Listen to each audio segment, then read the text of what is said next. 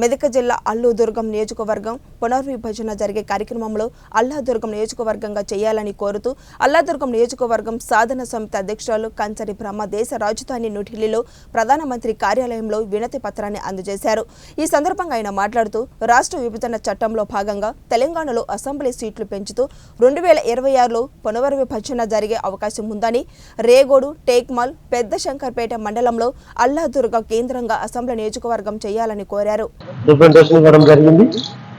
MP Zaheerabad parliament సభ్యులు బీబీపల్ పాటిల్ గారి యొక్క సహాయంతో పోవడం జరిగింది।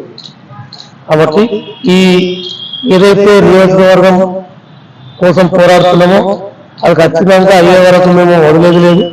ఖచ్చితంగా 2026లో ఇంకా ఉధృతంగా పోరాటం చేస్తాం। అలాగే నియోజకవర్గం అయ్యే వరకు పోరాడుతూనే ఉంటామని చెప్పి ఈ సందర్భంగా తెలియజేస్తూ, నియోజకవర్గం రావడం ఒకటే ఆ ప్రాంతాభివృద్ధికి సాధ్యమవుతుంది।